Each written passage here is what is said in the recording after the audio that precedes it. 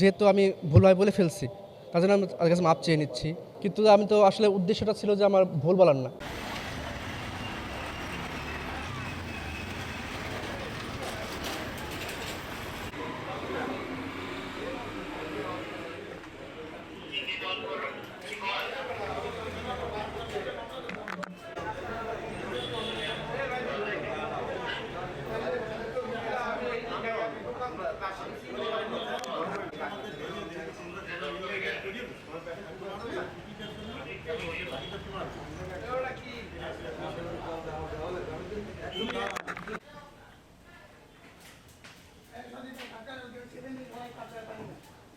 যে আমার একটাই কথা শুধুমাত্র, সেটা হলো হয়তোবা আমার এই যে কথাটা বলেছি, এটা হয়তোবা তাদের ক্ষেত্রে কি আমাদের ক্ষেত্রে কি একটা হয়তোবা ভুলভাবে হয়েছে। আমার আমার অপরাধ মধ্যে এটা আমি স্বীকার করছি যে এটা আমার ভুলভাবে বলা হয়েছে, আমার নিজের কাছে অপরাধ লাগছে। তবে আমি বলবো যে ভাইয়া, আমার কথা একটাই যে আপনার হলো অপরাধ যেহেতু আমি ভুলভাবে বলে ফেলছি, তার জন্য আমি তাদের কাছে মাপ চেয়ে নিচ্ছি।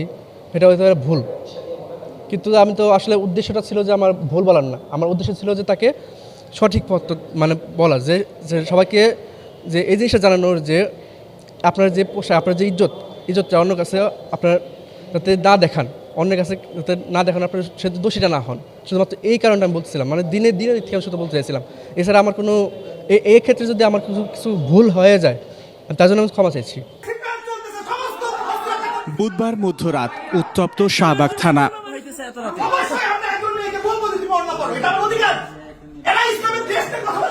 মোস্তফা আসিফের মুক্তির দাবিতে থানার ভেতরে তৌহিদি জনতার এই জটলা।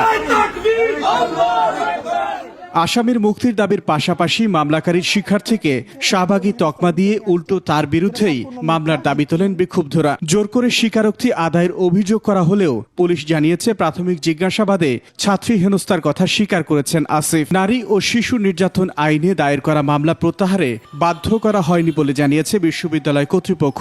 বিশ্ববিদ্যালয় কর্তৃপক্ষ মামলা প্রত্যাহারে সমঝোতার কথা বললেও শাহবাগ থানা এ বিষয়ে অবগত না।